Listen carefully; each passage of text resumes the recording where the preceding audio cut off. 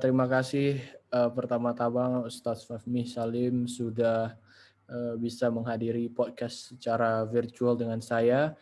Tema podcastnya hari ini adalah Islam and Unity atau Islam dan Persatuan Umat Beragama. Nah, jadi pertama-tama saya mau bertanya dulu kepada Ustadz, kira-kira apa masalah utama di abad ke-21 ini tentang persatuan umat beragama?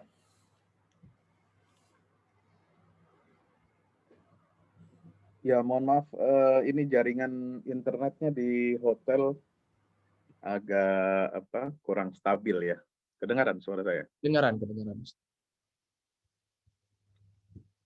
Oke, alhamdulillah. Jadi ya terima kasih Mas Dimas Kurniawan ya dan juga seluruh pemirsa yang dirahmati Allah Subhanahu wa taala. Kalau kita bicara tentang tantangan dakwah ya keumatan kita di abad 21 ini sebetulnya banyak ya. Karena persoalan Islam ini adalah bukan persoalan satu dua orang, tapi dia bukan persoalan one nation, satu bangsa saja, atau one state, satu negara saja, tapi persoalan umat Islam ini adalah persoalan global. Ya, tidak bisa kita menghadirkan perdamaian dunia tanpa keterlibatan umat Islam. Betul. Ya, karena umat Islam ini menyebar di seluruh negara di dunia dan di seluruh bangsa, bahkan etnis-etnis, suku-suku yang ada di dunia ini hampir semua ada yang beragama Islam. Ya, kalau bangsa lain atau agama lain, barangkali dia hanya terpusat pada satu kalangan atau satu bangsa tertentu, suku tertentu, ya. Seperti Yahudi itu eksklusif, ya hanya bangsa Yahudi saja yang beragama Yahudi. Ya, jadi agama misi di dunia ini itu yang dikenal itu kan adalah Islam dan Kristen. Ya, karena itulah disebarkan ke seluruh dunia dan diterima oleh banyak, dipeluk oleh banyak bangsa di dunia ini. Nah, jadi persoalan umat Islam ini bukan hanya persoalan satu dua bangsa, satu dua negara, tapi dia adalah persoalan seluruh nation dan seluruh state yang ada di dunia ini. Maka itu umat Islam ini sangat memerlukan kearifan dan kedewasaan. Ya, terutama tinggal di mana dia tinggal, ya, di budaya seperti apa dia hidup, itu juga menjadi faktor yang ikut menentukan ya citra Islam di dunia ini. Itu ditentukan dengan sejauh mana umat Islam ini cerdas dalam berinteraksi di dalam bangsa dan atau negara bangsa yang ada dia hidup di dalamnya itu. Nah, itu yang pertama. Nah, persoalan umat Islam ini ada ketimpangan antara konsep dengan realitanya. Ya, konsepnya apa? Ya, Islam ini mengajarkan menjunjung tinggi ilmu pengetahuan, tapi banyak di antara umat Islam ini yang masih tertinggal. Dalam pengertian ilmu pengetahuan ini tertinggal, masih bodoh. Ya, umat Islam mengajarkan kita agar maju dalam ekonomi, karena kita diperintahkan untuk bekerja. Setelah sholat, ya kita disuruh untuk فَإِذَا قُضِيَتِ الصَّلَاةُ فَانْتَشِرُوا فِي الْأَرْضِ وَابْتَغُوا مِنْ فَضْلِ اللَّهِ, ya. Setelah sholat kita jangan malas-malas, tapi justru harus bergerak, berusaha mencari nafkah, mencari rezeki Allah.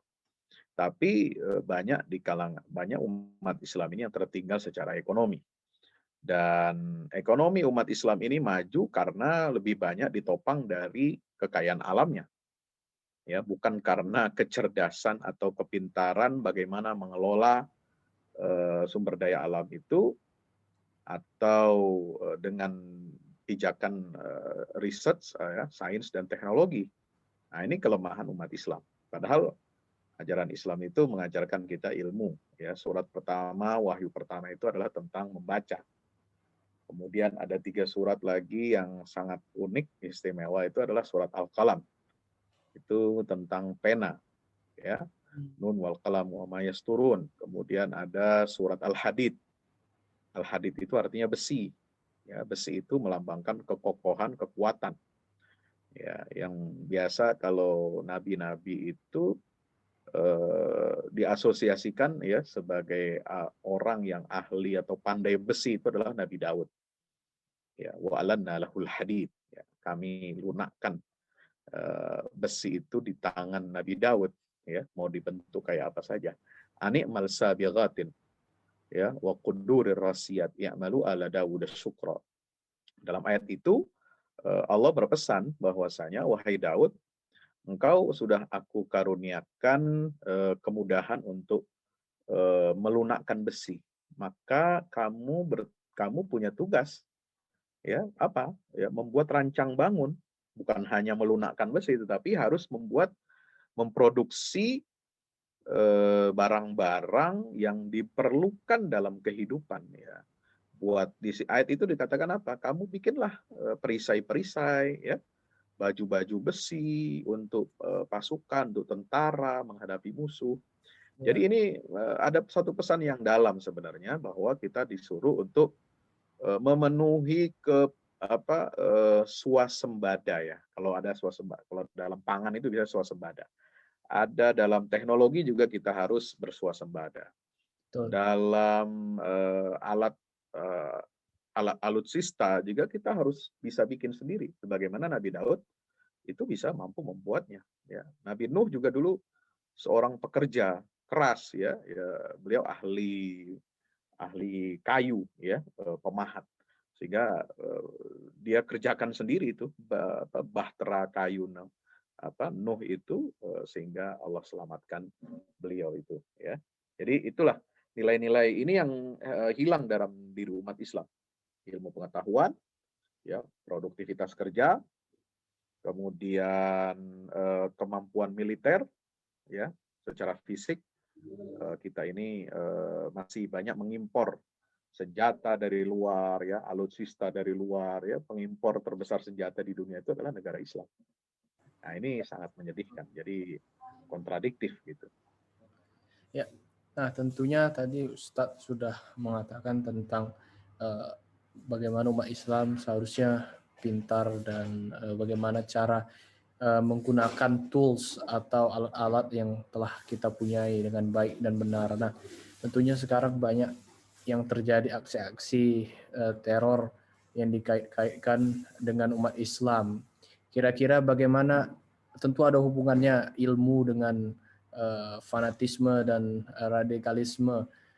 Kira-kira bagaimana menurut Ustadz cara kita menanggapi terhadap orang-orang yang masih ada Islamofobia atau mengait-ngaitkan agama apapun itu dengan terorisme?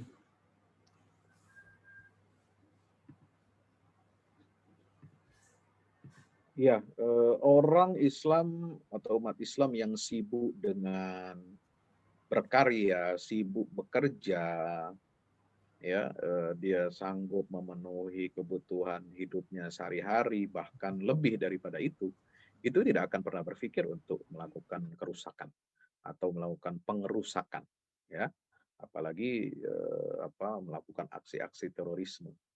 Saya kira para pelaku yang konon dinisbatkan itu adalah disematkan kepada orang-orang tertentu ya yang terlibat dalam jaringan-jaringan tertentu. Ini adalah mereka yang sebenarnya terpinggirkan. Mereka ini termarginalkan, ya, bukan mendapatkan pendidikan yang baik, pendidikan yang berkualitas, ya, sehingga kadang-kadang ya itu sangat miris sekali, ya, muncul aksi-aksi seperti itu lebih banyak dilakukan oleh, ya mohon maaf, mereka yang salah atau keliru dalam memilih pergaulan. Terutama pergaulan di sini adalah dalam hal belajar ilmu agama. Ya. Ya, ini kan banyak terjadi anak-anak muda kita.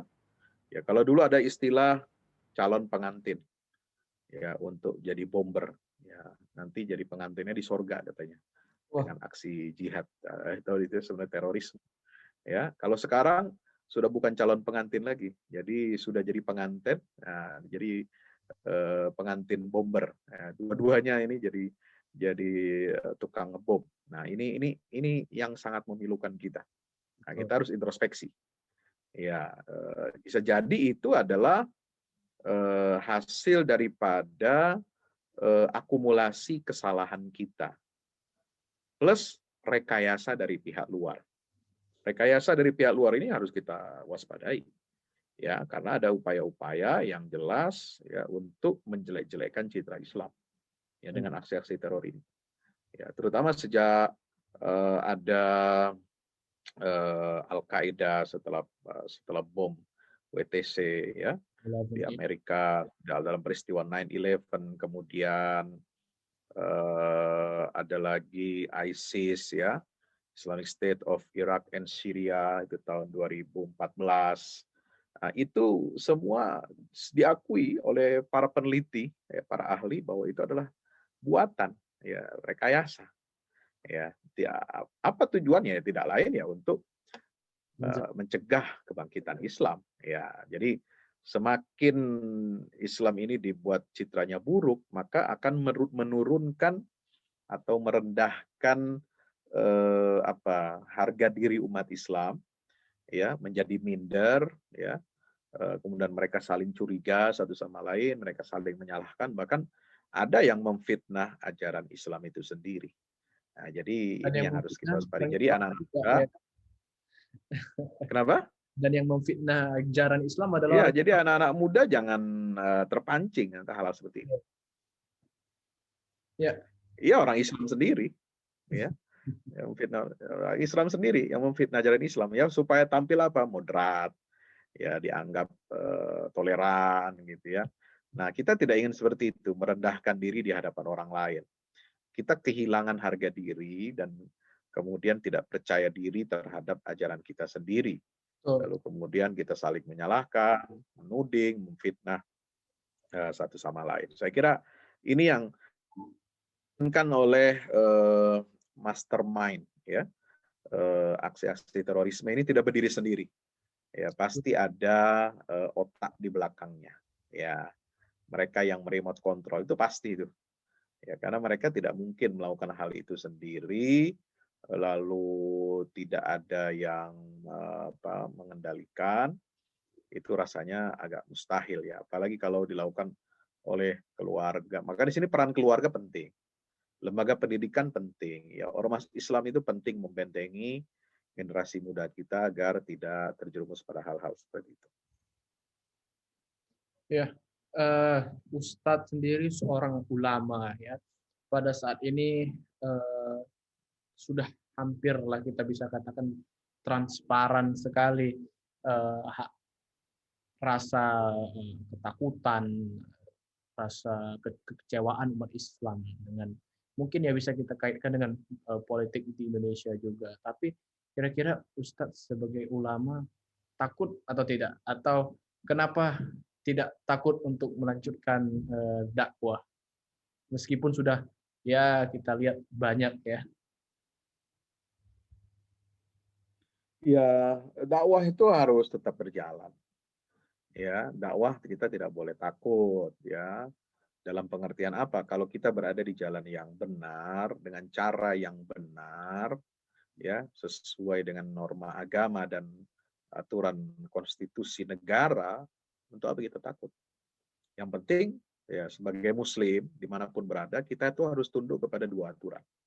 Aturan agama dan aturan negara di mana kita tinggal. Itu konsep ya. Jadi jangan kita memecah atau membelah.